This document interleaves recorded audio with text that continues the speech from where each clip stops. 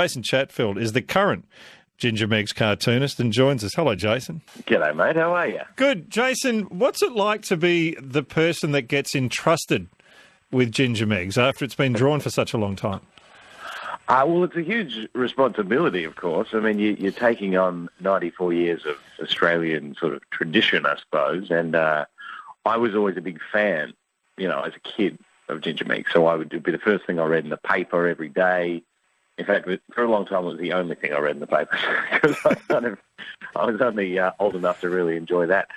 And I didn't say yes straight away when I was asked to take it over, because it was a big surprise. I was doing editorial cartoons in newspapers already, and I didn't know if I was up to the job. I hoped I was, but it's such a big responsibility. So I've always been abundantly sort of aware all the time of the fact that it's not my.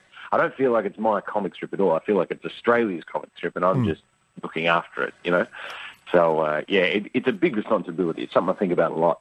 Jason, when you do that, you've obviously been a reader and you love Ginger Meggs, it would help.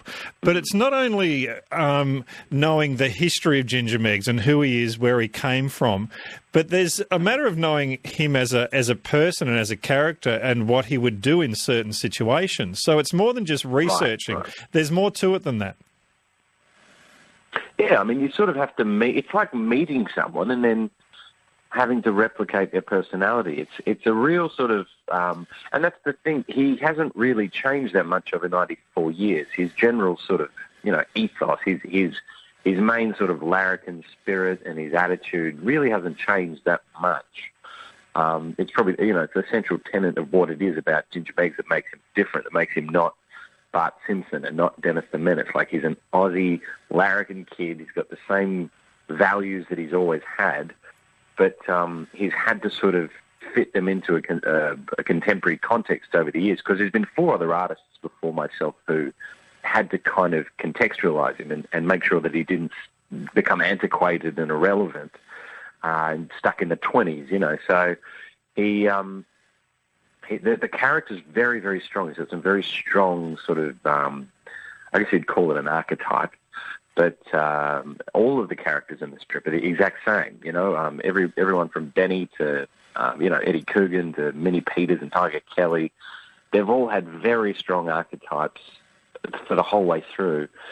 And I had to go back and read, literally, when I took it over, it was 86 years old by the time I took it over. So I had to go back and read 86 years worth of strip and really do the research on it. I asked cartoon historians, guys like Lindsay Foyle, all about it and about, I thought I knew everything about it, as a fan, but then when you really dig into it, there's so much more to it and so much more to the character. So I spent a lot of time making sure that I stayed true to the original, Jimmy Banks's original characters, traits, which, as it happens, I've gone back and sort of fallen in love with the original again, the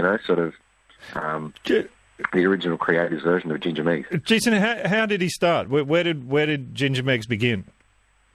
He was Ginger was actually a supporting character in another comic strip. He started out. His name was Ginger Smith at the very beginning, and he was in another strip called Gladsome Gladys, and he was just one of the boys, But he endeared himself to the readers so much so that within a year they'd completely changed the strip to just be Ginger. And he started out as just this little sort of larrikin character who would always get in trouble but had a good sort of heart. He wasn't a bad person, but he'd always end up in mischief, and he'd always have these sort of schemes going to try and make a bit of cash or to, play a prank on a mate. And as he grew as a character and as the strip developed, as it was drawn by James C. Banks back in 1921, it really grew to just become, just very organically, just encapsulate that Aussie spirit. And because he's sort of seen his way through depressions and wars, and, he's inadvertently sort of captured the zeitgeist of each decade as he grew. And he's always stayed, this sort of 12-year-old, 11-year-old kid. But from when he started, he's really turned into this very solid Australian icon. And that's something very, very special about him. It's interesting you say that he would do anything to make a little bit extra cash and a little bit of a larrikin. He's almost ageless in that he might be in the body of a 12, 13-year-old, but it's also the things that people just did to survive. Yeah, I mean, the thing about Aussies, and this is the thing that I've always been proud to be an Australian, is that we do have our own character, a national character, and in the face of something like a depression, you just, or a war, and rations and stuff, you do what you've got to do to scrap and to get by, and to and you pull together, and you have mates who help you out in tough times, and that, if you go back and read Ginger Meggs, it's a story of Australia, really. It's a story of how we developed as a culture and as a country, because I don't know that there's anything else that's lasted that long that's been able to sort of snapshot evolution, from way back in, when we were just sort of starting out, because it started out in Sydney. And, Jimmy Banks was he was a poor kid, very, very poor kid, grew up in his father was a station manager at the train station. He grew up around Hornsby in Sydney. And he sort of, you write what you know. So he sort of wrote based on his childhood and what he had to sort of, how he mucked about with his mates and what trouble they got up to, and all the mischief and the schemes and the pranks and all that sort of stuff. And, there's universal aspects to it. So, every kid growing up had a bully or someone they didn't like, or someone who picked on them, and they had a love interest, a girl they had a crush on eventually, even though they hated girls, they still wanted to, didn't want to admit they liked girls, but had a crush on the girl in class, and the unrequited love, and the trying to do your best in sports, but always getting beaten by the faster guy, or having the rich kid in class who you're like, he's got money, it's easy for him, and being the poor kid who has to. That's the thing. Every artist has had, as it happens, has sort of had something from their life that they've been able to bring to it. And, I grew up, my mum raised me in a little duplex in Greenwood over in Perth. We didn't grow up with a lot of money.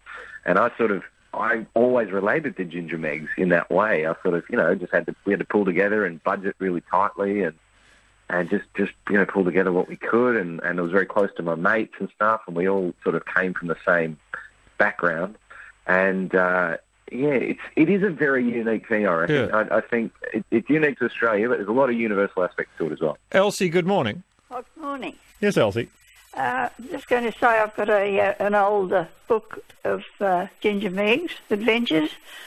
It's printed by Sun Newspapers Limited, Sydney, 1936. Wow. Series 13 it is, a Sunbeams book. What did you like? Did you like Ginger Meggs, Elsie? Oh, it's that long ago. Yes, I guess so, yeah. Just that I've got the book and just wondered if it was worth keeping. I don't want to throw it away. Oh, that's the sort of thing you would never throw away, Jason. Never throw away that, Elsie. That is one of the Sunbeams annuals that was brought out every year. It's a very coveted collectible. They only brought out, basically what happened was after a while the Sun would print the collection of the Ginger Meggs comics that ran that year. And at the Sydney Museum, there's an exhibition right now called Australia's Favourite Boy, and it has every single one of those Sunbeams annuals all lined up on the wall, start to finish.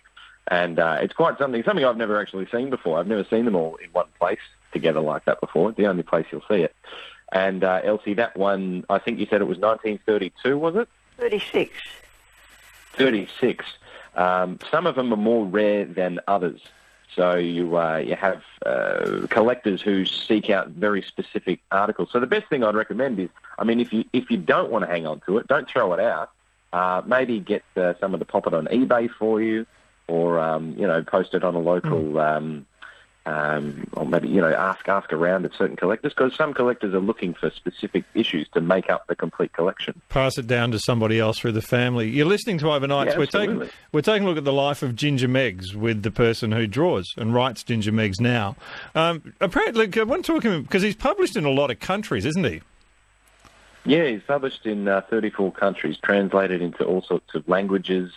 He's been syndicated for a very long time. But it was really Jimmy Banks, the creator, was the original sort of bloke to get him over in the US. He came over here back in the 30s to try and get him published.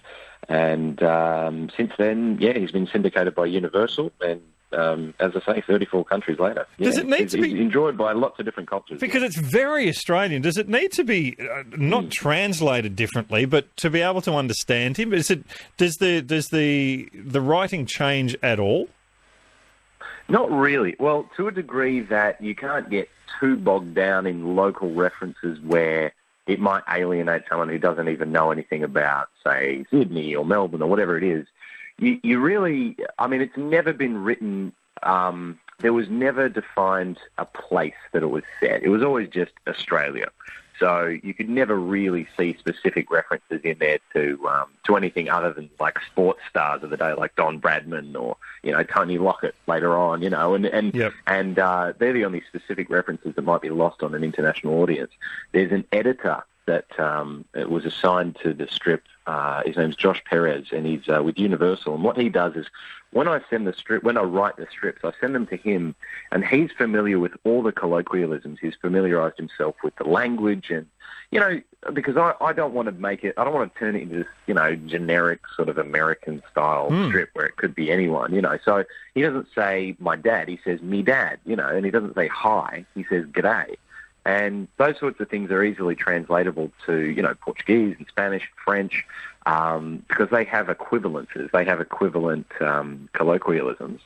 But the actual strips themselves, the humour, that's the hard bit to translate, because sometimes some humour doesn't translate across languages, Chinese comedy is all about wordplay, and a lot of German comedy is very similar, whereas English and Western sort of Australian and American comedy is, there's a lot of slapstick, there's a lot of double entendre, and there's also, there's wordplay, of course, but there's also other little bits and pieces, and it's a difficult line to tread when you, a good example is when James Kinsley was doing it, he always put on the side of the billy cart, he'd put Carn the Blues, right?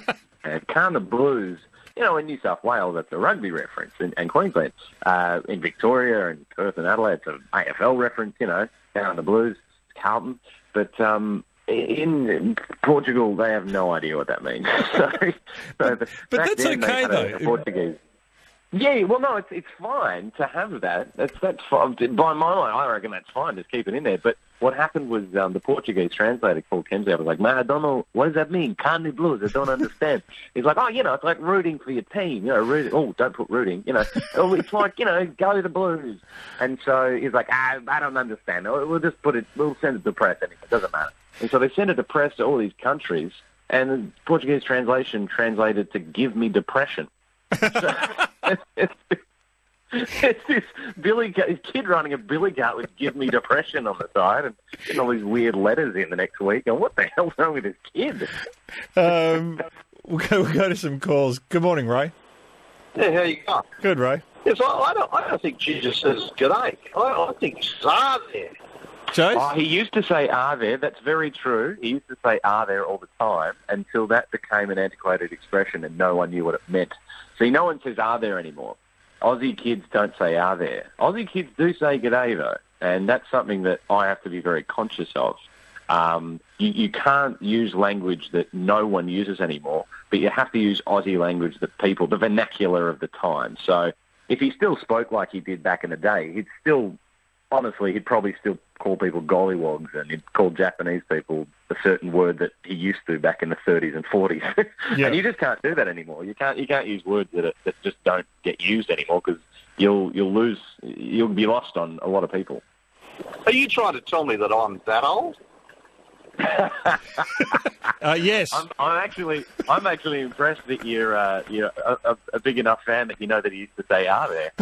How long ago was that, Jase? No one knew what I was talking about. How long ago was that, Jase? That was back in the 30s and 40s, but you know what? It got brought back towards Ron Vivian and Lloyd Piper, who were the other two artists after Banks died. They sort of kept it in there every now and then Kinsley kind of had it in as kind of a throwback. every now and then. But a lot of people, it kind of got lost on a lot of people because the trick is that, to stay alive for 94 years, you've got to be able to be accessible to the kids, to the new generation of readers so that it can continue on. And if you're going to talk to kids as if they're, octogenarians, they're just not going to understand it. They're not going to be able to relate to it, and it's going to get lost on them. So you have to, it's a fine balance between, keeping that language that nobody really uses anymore and still making him distinctly Ginge. Is there still is there a change in the drawing as well to make it relevant today in the fact with clothing, or that the billy cart may change? I've kept the billy cart in there because I think that's a really important facet. Billy carts have actually come back. There's these big billy cart races up in Gosford, Terrigal, all over actually, and people are going into their garages with their dad and building a billy cart, boys and girls. It's a big thing. So it's kind of gone full circle in that regard. Clothing? But in terms of the... Sorry, what was that? In clothing? In clothing, I changed... what happened was when Kinsley took over, he wanted to contemporise him. He probably changed more under Kinsley than anyone. Kinsley drew it from 83 to 2007. And at that time, Bart Simpson was really big and he was really seeping into Australian culture. There's a lot of Americanisation in TV syndication. So Kinsley sort of made him a bit more slick, and a bit more, I guess a bit less fluid like the original Jimmy Banks version. And he changed his shorts to blue, gave him blue shoes, sneakers like Bart Simpson, and made it a shirt instead of a roll-up. He made it a T-shirt instead of a rolled-up sleeves. And that was the Meggs that I sort of grew up on until I went back and read all the old ones and went, he used to have rolled-up sleeves and long pants and red shoes, well, brown shoes. So I've changed his shorts back to red and his shoes back to red as they were. But apart from that, I haven't really changed him that much. So does that mean as the artist you do have some licence? I always check with the family first. So Ginger Meggs' creators' family hold the trademark, and I'm very conscious of the delicate sort of nature of changing something so traditional. And the idea of the change that I made was to actually make it more like the original and less like the sort of, contemporised version. It's not to say that I wasn't a fan of Kinsley. I was a big fan of Kinsley's work. I feel like the further he is from the American sort of characters, the better. I want him to be distinctly Aussie rather than just another sort of offshoot of, Dennis and Nasher or Dennis and Menace or anything like that, yeah. A text saying, who designed the Ginger Meggs limited edition coins that the Perth Mint did about 8 years ago? And that was myself. I designed that with the help of an Aussie artist, another cartoonist called Peter Brolman. That was great, actually. That was a really fun exercise because I'd never designed a coin. Ginger Meggs has had, postage stamps and all sorts of memorabilia over the years, which is all in the exhibition. It's actually stuff that I've never seen, that I went to see it all and was kind of blown away by how much stuff there was. But the coin itself, it's a silver dollar coin, and it sold out within an hour of the Mint releasing them. So the entire printing was very popular. And I drew it as a callback to the 1942 Sunbeams annual cover where Ginger's on the back of a kangaroo with his monkey and his dog. And I wanted to sort of make it the original composition, but with the contemporary, I suppose, version of Ginge. And it went down really well. I took a while to design it. It went through many, many drafts, and it's difficult to design a coin. You'd be surprised how many restrictions there are on that sort of thing. Bob, good morning. G'day, Trevor. Look, I was listening in with interest, and I thought, you know what, I think I know a chap that did Ginger Meggs. Now, we were friends of the family. His name was Ken Emerson, known as Jolly. Oh, yeah. Did he do Ginger Meggs? Now, Ken Emerson was a great cartoonist. He did a strip called The Warren Bunglers in the Sun for many, many years. And when it came time to find a new artist after Lloyd Piper died in 1982, he was actually front of the list. They all said, yep, I reckon Ken should do it. And a lot of artists put in for it. And it was Peter Allen, who was the editor of The Sun at the time, who actually decided who was going to get the job. The problem was, by then, Ken was in his 70s.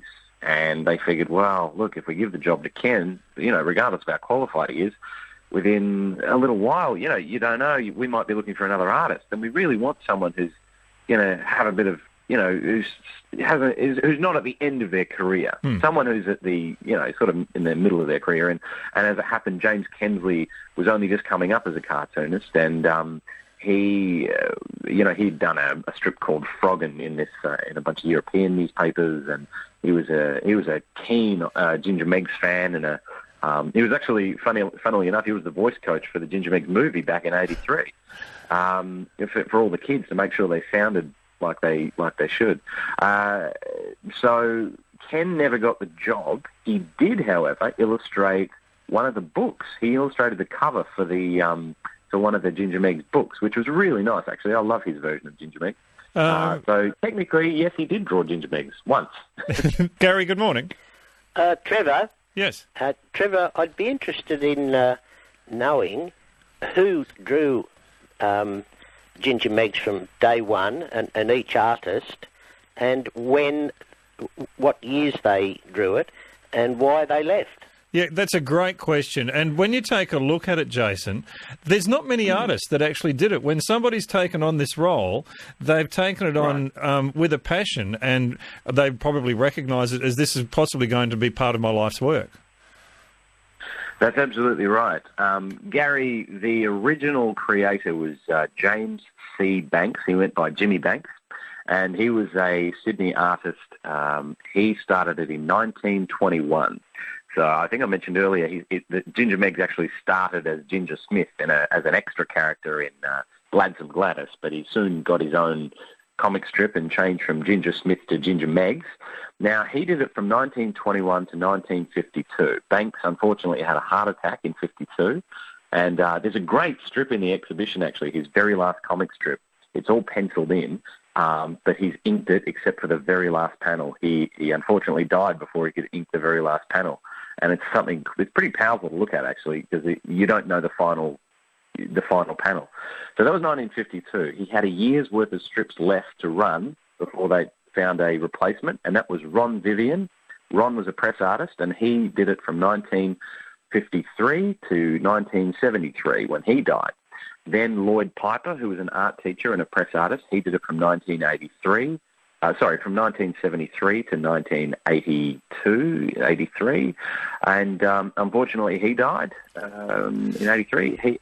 James Kinsley took over from 1983 to 2007, and Kinsley was a bit of a mentor and a friend of mine. He was the president of the Australian Cartoonists Association, a great proponent of Aussie cartooning. A few days before he died, he asked me if I would take it over. I was 23, and I've been doing it ever since. So ever since 2007 to present, it's been myself. And Jason's looking forward to a long and healthy life. Hopefully I'm alive for more than 20 years after taking it over. It's something of a Superman curse with this one. Jason, as an artist, do you find it restrictive? Is it like for an actor taking on James Bond, and that's what you're going to be recognised for? Or are you proud of that? Or can you still do other work outside? I can do other work outside, and I do. I don't get political with Ginger Meggs. I've always done political cartoons, and I try and separate them very clearly so that there's no politics that seeps into Meggs. It is kind of like James Bond or Harry Potter or whatever, like a specific character that gets played by various actors, or like Doctor Who. It feels. I'm very, very proud. I don't feel it restricting at all. I'm very proud to have been part of the history of it and a part of a legacy of great artists who have done it. Every artist has said, when they've done it, they don't feel worthy, but they, you just have to work your guts out to be good enough for the role, to justify the work. I think as far as restrictions go, I think creativity is good within boundaries. I think if you have boundaries that are very clearly set, you can actually work quite creatively within them. If you had no boundaries at all, you kind of end up, you can get off track very quickly. Ginger Meggs has to be Australian. He has to be drawn a certain way. He has to look a certain way. He has to have certain mates and characters in the strip. I think restrictive isn't the right word. I think it's controlled, and I like that. I like that about it. That means that no matter who draws it, after me, after I pass on, it onto another artist, that it's still going to retain that significant, that integrity of the creative strip. Because when Banks died, he said, creators come and go, but I think what I've created in Ginger Meggs will live long before me, and I hope it does. Yeah. I love that idea in that he recognised that the character will continue and was happy in that recognition. And I wonder if he realised it was going to go for another 90 years. I don't think anyone thought it was going to go for 90 years. It's John Curtin, the Prime Minister in the 1940s, said that he's Australia's Peter Pan. We all had to grow up, but he doesn't. George, good morning. Good morning, Trevor. Good day, Jason. Talk about James Kinsley, who I didn't know. But just firstly on that Come the Blues slogan that he put on there, I think it's highly appropriate because when you think about it, the New South Wales State of Origin team is the Blues and they keep losing to Queensland. And there's an AFL, Carlton, we know what's happened to Carlton since John Elliott. So come on depression, come the blues is practically synonymous, really, unfortunately. He was highly prophetic, James. You might. Some people have forgotten. Maybe Jason knows this, but before he became the cartoonist on Ginger Meggs, James Kinsley actually played the character of Skeeter the Paperboy on the Channel 9 afternoon cartoon show, which is kind of a little bit almost like a cheeky Ginger Meggs style character, and kind of in a way it was again a little prophetic omen about what he was going to do. I think James was basically a guy who was straight down the line, but I think he wanted to be Ginger Meggs. I think he wanted to break the rules because, funnily enough, I first met him actually of all places when he was after he'd finished his TV career for a while. I met him at the Edels record store in the Roseland Shopping Centre in Sydney where he was working, and got some of my first vinyl records of him. I didn't know him that well then, but then I subsequently ended up playing against him fairly regularly on the social cricket scene in Sydney when he was playing on the opposite team as the team captain, and he was very much a stickler for the propriety of the rules. And but he also, in talking to him, he actually he realised the burden of Ginger Meggs and what an icon it was and what a responsibility it was. And but he also had this idea about modernising the character and keeping it relevant. I mean, when I first saw Ginger with the baseball cap on backwards, I thought, it's certainly a new era Ginger Meggs. Oh. That was a while back. Yeah, but he, he took it very seriously, the responsibility. But I think Ginger Meggs is something for the ages, in Australia, because it sums up, as I say, that cheeky, the devil may care Aussie spirit that people overseas kind of both sometimes abhor and compliment us on. I mean, it's got its attractions and its detractions at the same time. It's true, George. I've got to move on, but thank you. I'll just go to some more calls because there are a few points to make. And there's a lovely question here from somebody who obviously knows what she's talking about. Helen asks, what happened to Tiger Kelly? Tiger's still in the strip. If you read the strip every week, it's in the daily paper, in the Telegraph, the Herald Sun, the Courier Mail, the West Australian, the Adelaide Advertiser every day, and on Sunday as well as a Sunday strip, you'll see Tiger in there all the time. He's still bullying Ginger, and Ginger's still getting one up on him in the end. The thing about it is that bullying is a big problem. So whenever I do a strip with Tiger in it, I put the number to the bullying helpline, just in case any kids are reading it and they're getting bullied. I say, are you being bullied in school? Call the bullying helpline. But look, Tiger's still around. You can't get rid of him. I'm sure Ginger wishes I could. Are there any characters that have left or characters that have been added over the years? There was a character called Akka Stevens, and the word Akka was actually created in Ginger Meggs. So if you call someone Akka, that's something that Jimmy Banks created. And Akka Stevens went away for a very long time, and I decided to bring him back because I think he's a great character. So we had a series in the strip where Ginge went into this sort of haunted house sort of situation and discovered that Akka Stevens had been living in the basement the whole time, had been trapped in the basement, and they rescued him. So Akka Stevens he's back in the strip. There's some characters that did have to kind of take a back seat for a while. But no, pretty much I think Polly kind of disappeared over time because she was kind of no different than a lot of the other supporting characters. There's a few little old characters that were kind of just extras. But no, basically the full cast of characters are still there. Julian, good morning. Yeah, good morning, gentlemen. Hey, when you actually physically write the pictures, do you use pen and paper, or do you use a computer? Is it generated or done by hand? I guess is my question. Sure. Well, I write it all out. I write all the strips out in one go, just so that they're all consistent. And then when I draw them, I like to draw them, pencil them by hand, so that I can see what they're going to look like. And then I have to supply them to the syndicate in a very specific format, so that they can then reproduce it across, different newspapers all around the world. So to do that, you do have to supply them with a digital file. And these days, cartoonists don't tend to work in pen and ink. They tend to work digitally. And because the technology has developed so much that you can replicate the exact same look with pen and ink as you can digitally, and the reproduction is much, much cleaner. So I use something called a Wacom Cintiq to ink it and colour it. And that's something where you draw straight onto the screen, and it has thousands of levels of pressure sensitivity. And I was at the last 4 days I just spent at New York Comic Con introducing Australia to America through Ginge. And I spoke to all the other cartoonists there, and they all work digitally now. So it is very common for the cartoonists to work digitally, and I do a bit of both. Ian, good morning. Good morning. I'm 90 years old, so I go right back to the days at Banks, and it's a much more violent picture in those days. Yeah. So Ginger used to finish the head down in the rubbish bin, and Tiger would walk away with a smile on his face, and it doesn't seem to go like that anymore. Ian, do you still enjoy reading him? Yeah, I never miss it. Yeah. That's such a good point, because, Jason, one of the things as you go through the decades, there is a social responsibility to the cartoon as well. And being able to stay in tune with that, that's one of the things you would have seen as far as the changes are concerned through the decades. No, absolutely. That's one of the biggest responsibilities that I think you have to keep up with as the artist and the writer.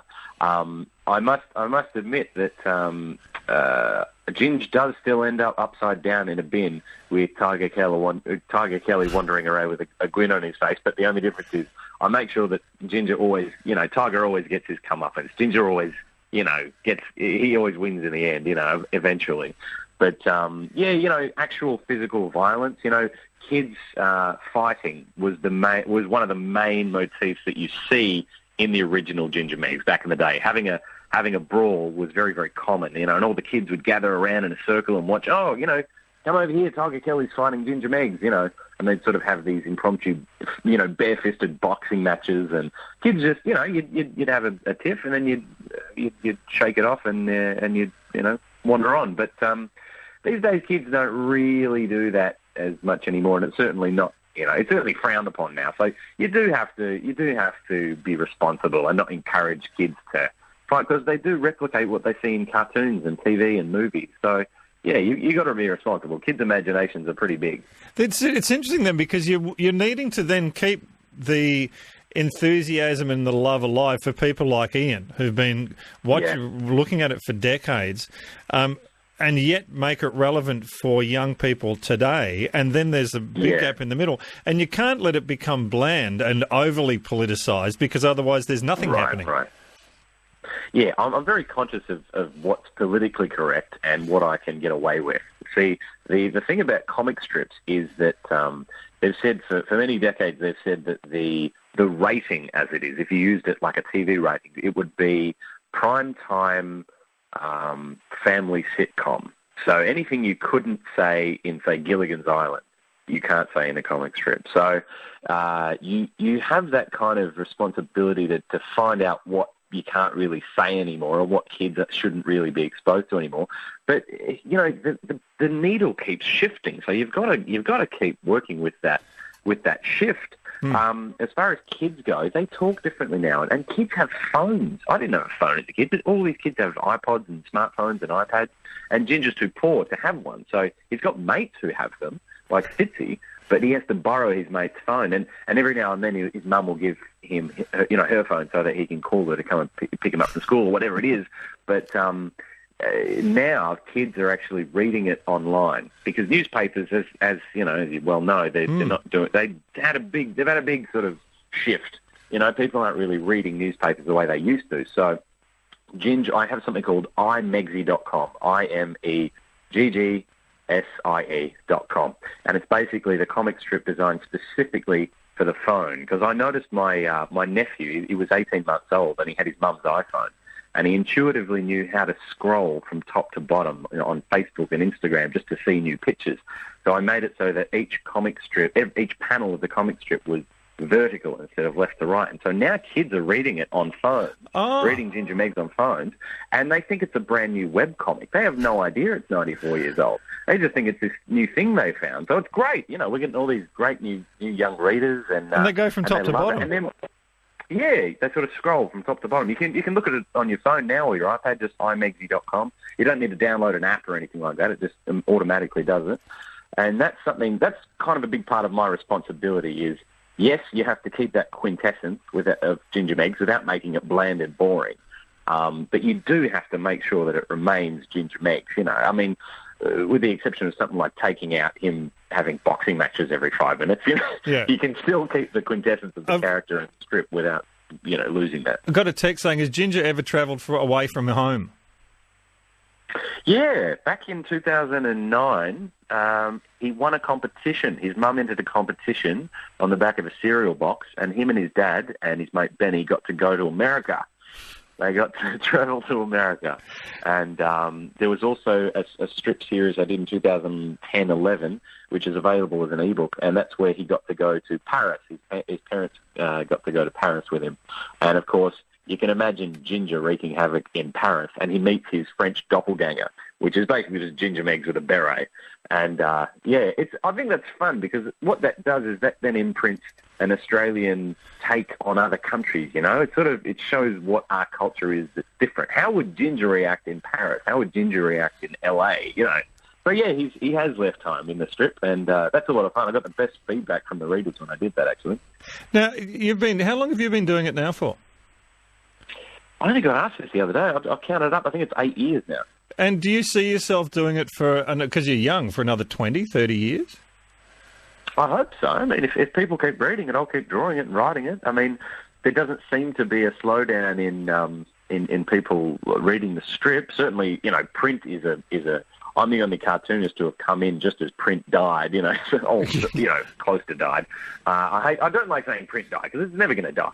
But it certainly took a big hit. A lot of papers folded just after I took it over. And what we've seen now is that there are so many different ways to still look at it. But it's really good just talking to Jason Chatfield, who's the current drawer and cartoonist for Ginger Meggs. We should point out, if you're in Sydney or you're travelling to Sydney, there's an exhibition until the 25th of October at the Museum of Sydney, taking a look at 94 years of Ginger Meggs.